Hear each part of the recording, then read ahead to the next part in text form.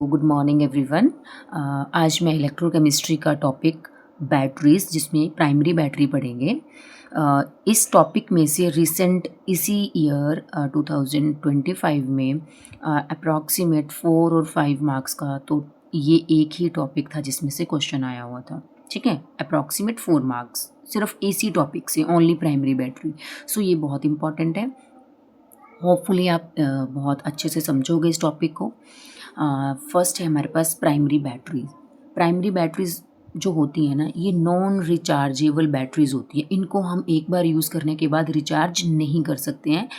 In the primary batteries the reaction occurs only once and after use over a period of time batteries become dead. Batteries dead हो जाती हैं and can not be reused again, और हम इनको दोबारा से use नहीं कर सकते हैं। फॉर एग्जांपल जो हम सेल्स रिमोट्स में डालते हैं, अपने टॉयज़ में, क्लॉक में, जो वो सारे सेल्स होते हैं दैट आर प्राइमरी, उनमें जो कौन सी बैटरी होती है, प्राइमरी बैटरी होती है। ठीक है, इनको हम दोबारा से यूज़ नहीं कर पाते हैं। और इसी पे एक असर्शन रीज़न आपका क्वेश्चन आया हुआ था। ठीक है, वो था सेकेंडरी सेल और प्राइमरी सेल के बीच का डिफरेंस। मतलब ऐसे था कि असर्शन और रीज़न। मैं आपको क्वेश्चन भी बता देती हूँ। हमारे पास असर्शन था secondary cells are used in inverters. ये तो सही है, जब मैं सेकेंडरी सेल करवाऊंगी तो मैं आपको बता भी दूंगी। ठीक है, जो सेकेंडरी सेल्स होते हैं ना, ये इन्वर्टर्स में यूज होते हैं, ये बात तो करेक्ट है। बट इन्होंने बोला है a primary cell can be recharged. कहते प्राइमरी सेल्स को हम रिचार्ज कर सकते हैं, जो कि रोंग है। कहते जब भी हम उस पर अगर हम इलेक्ट्रिक करंट का पास करेंगे ऑपोजिट डायरेक्शन ऑफ द जो भी मेरे पास प्रोसीजर चल रहा है उसमें, तो कह रहे हैं ये जो बैटरी है वो रिचार्ज हो जाएगी, बट ये तो फॉल्स है। तो इसका आंसर क्या आएगा? Assertion is true but reason is false. ठीक है, अच्छा, अब प्राइमरी बैटरीज जो हैं, इसमें हमारे पास जो एनसीईआरटी में सेल दे रखा है that is our dry cell, इसको लेक्लांची सेल भी बोलते हैं। अच्छा, अब ना इसमें से क्वेश्चन आपको बड़ा ही इजी 3 मार्क्स में डायरेक्ट क्वेश्चन पूछा जाता है। अभी फ़िलहाल ड्राई सेल में से इस ईयर तो क्वेश्चन नहीं आया है, पर इसमें से आने के चांसेस हैं 3 मार्क्स के। पहले तो जो ड्राई सेल है ना, आपको पता है एनोड होगा और कैथोड होगा। ठीक है, एनोड और कैथोड होता है। अब मैंने इसकी डायग्राम नहीं बनाई है, डायग्राम ना मैं आपको एनसीईआरटी की बुक से बताती हूँ। ये है हमारे पास इसकी डायग्राम। ठीक है, अब इसकी डायग्राम में इन्होंने बता रखा है कि जो कार्बन रोड है वो एक्ट कर रही है एज अ कैथोड। ठीक है, ये है कार्बन का जो एलोट्रोप होता है ना, graphite, that is our electrode. और इसमें जिंक कप एनोड की तरह एक्ट कर रहा है। और MnO2 carbon black and NH4Cl, ये जो इसमें ये जो स्पेस बचा है इसमें ये लिक्विड है। ठीक है, डायग्राम आपने देख ली होगी। अब मैं आपको इसका एक्सप्लेनेशन समझा देती हूँ। It consist of zinc container that acts as anode, मतलब जो जिंक कंटेनर है वो एक्ट कर रहा है एज एनोड। एंड जो carbon graphite, allotrope of carbon that is graphite, ये जो रोड है ये मैंगनीज डाइऑक्साइड एंड कार्बन के सराउंडेड, ठीक है, कि सराउंडेड बना रखी है, that acts as a cathode. मतलब जिंक एक्ट कर रहा है as anode and carbon act कर रहा है एज अ कैथोड।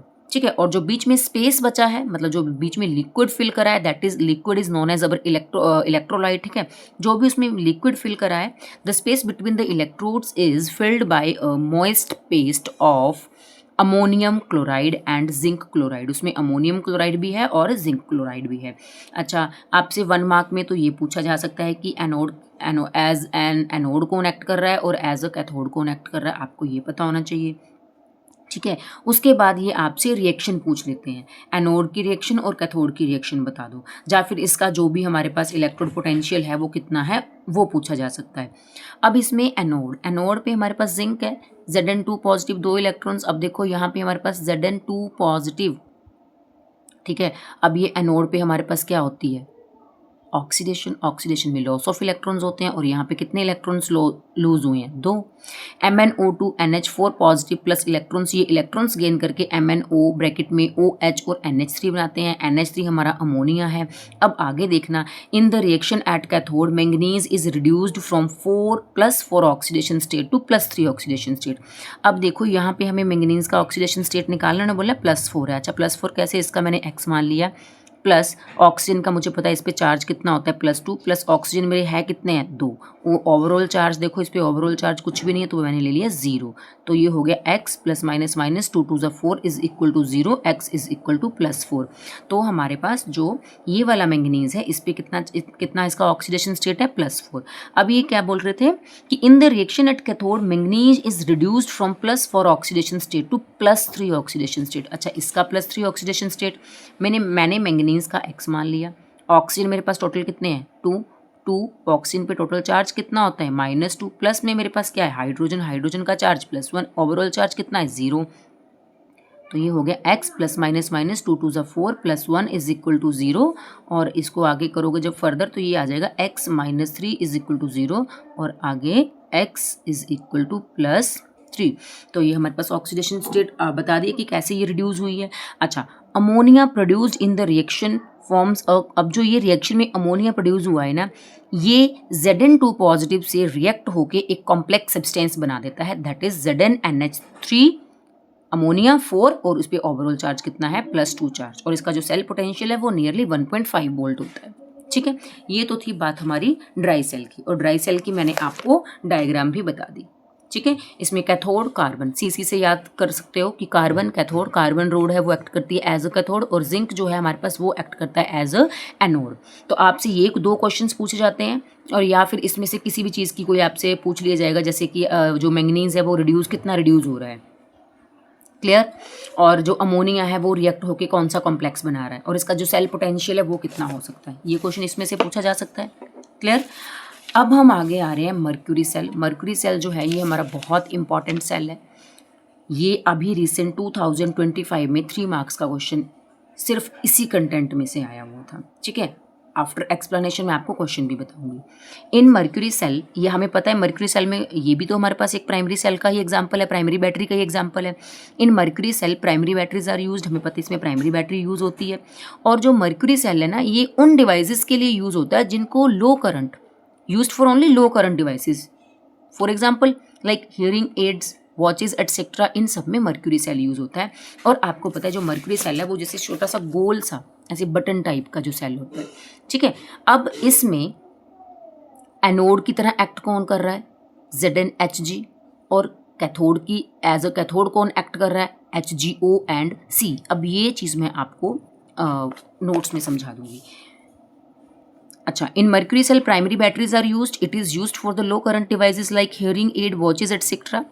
अब इसमें एज एन एनोड, अब 1 मार्क में क्वेश्चन आता है कि एनोड और कैथोड की तरह एक्ट कौन कर रहा है और एनोड और कैथोड की रिएक्शन बता दो या ओवरऑल रिएक्शन बता दो। ठीक है, अच्छा, अब एनोड में जिंक मर्क्यूरी एमलगम जो है वो एक्ट करता है एज अ एनोड, जो कि मैंने अभी आपको बताया भी था, क्लियर। और एज अ कैथोड हमारे पास कौन एक्ट करता है HgO, ठीक है, mercury oxide and carbon, clear. अब इसमें जो इलेक्ट्रोलाइट डाला जाता है वो होता है पेस्ट किसका KOH एंड ZnO का। बस आपको इतनी चीज़ें याद रखनी है, ठीक है, कि एज एनोड कौन एक्ट कर रहा है, एज ए कैथोड कौन एक्ट कर रहा है और इलेक्ट्रोलाइट कौन सा यूज़ हुआ है। अच्छा, एनोड पे रिएक्शन Zn जब OH नेगेटिव से रिएक्ट होगा तो ZnO बनाएगा, HgO H2O 2 इलेक्ट्रॉन्स, इसकी रिएक्शन हमारे पास बनेगा बाद में Hg मर्क्यूरी। ठीक है, अब इसकी ओवरऑल रिएक्शन एग्जाम में हमारे पास आई थी, ओवरऑल रिएक्शन हमारे पास क्या है ZnHg प्लस HgO, जब ये रिएक्ट होता है तो ZnO प्लस Hg मर्क्यूरी बनता है, क्लियर। और इसका जो सेल पोटेंशियल है वो 1.35 वोल्ट होता है। और इसमें जो सबसे इम्पॉर्टेंट चीज़ है जो एग्जाम में पूछी जा सकती है, इसका जो ये सेल पोटेंशियल है ना, ठीक है, ये पूरी जब तक उस सेल की लाइफ है तब तक ये कांस्टेंट रहता है। सेल पोटेंशियल जो है it remains constant during its life, ये इंपॉर्टेंट पार्ट है। और ओवरऑल रिएक्शन जो है ना, ये जो ओवरऑल रिएक्शन है इसमें कोई भी आयन प्रेजेंट नहीं होता है और जो EMF है वो डिपेंड करती है आयंस पे, ठीक है। तो इसमें क्या है, कहते हैं overall reaction doesn't involve any ions in the solution, जिसकी हम कॉन्सेंट्रेशन को चेंज कर सके ड्यूरिंग द टाइम, क्लियर है। अब इसी मर्क्यूरी सेल से हमें क्वेश्चन आया हुआ था सेम इसी का मर्क्यूरी सेल का same question, but type of battery is mercury cell, ये 25 का क्वेश्चन है, ठीक है। किस टाइप की मर्क्यूरी सेल में किस टाइप की बैटरी का यूज़ होता है, प्राइमरी बैटरी का। Why it is more advantages than dry cell, ये ड्राई सेल से ज़्यादा यूज़फुल क्यों है? अभी हमने बोला था कि ये वोल्टेज जो है during the through out the life जो वोल्टेज है वो इसमें कांस्टेंट रहता है। अच्छा, अब वो कांस्टेंट क्यों रहता है? बिकॉज इसमें आयंस प्रेजेंट नहीं होते हैं। बस आप इतनी चीज़ें लिख दोगे तो आपको यहाँ पे 1 मार्क मिल जाएगा। It provide constant voltage throughout its life. क्यों? क्योंकि जो मर्क्यूरी सेल होता है इट इन्वॉल्व्स ओनली सॉलिड और लिक्विड सब्सटेंसेस जिनकी कॉन्सेंट्रेशन को आप चेंज नहीं कर सकते हो, और cell potential it doesn't involve any और, ठीक है। और इसके जो सेल पोटेंशियल है उसमें क्या होते हैं, जब इसमें आयंस होंगे ही नहीं तो आप उसकी कॉन्सेंट्रेशन को चेंज ही नहीं कर सकते, ठीक है। और इसमें 1 मार्क में क्वेश्चन पूछा गया था इसकी ओवरऑल रिएक्शन। ओवरऑल रिएक्शन मैंने आपको बता दिया था, Zn Hg plus HgO ZnO plus Hg, ये है इसकी ओवरऑल रिएक्शन। तो आपको समझ आ गया किस टाइप की बैटरी है, प्राइमरी बैटरी का यूज़ होता है इसमें। और ये ड्राई सेल से ज़्यादा यूज़फुल क्यों है? क्योंकि इसकी जो वोल्टेज है वो through out the life constant रहती है। और वो कांस्टेंट क्यों रहती है? Because it doesn't involve any ions, कोई किसी टाइप का आयंस इसकी ओवरऑल रिएक्शन में प्रेजेंट नहीं होता है, दैट्स इट। और आप इसकी लिख दोगे ओवरऑल रिएक्शन। तो ये 3 मार्क्स में क्वेश्चन था, ठीक है। होपफुली आपको ये एक्सप्लेनेशन समझ आई हो। Thanks for watching my video.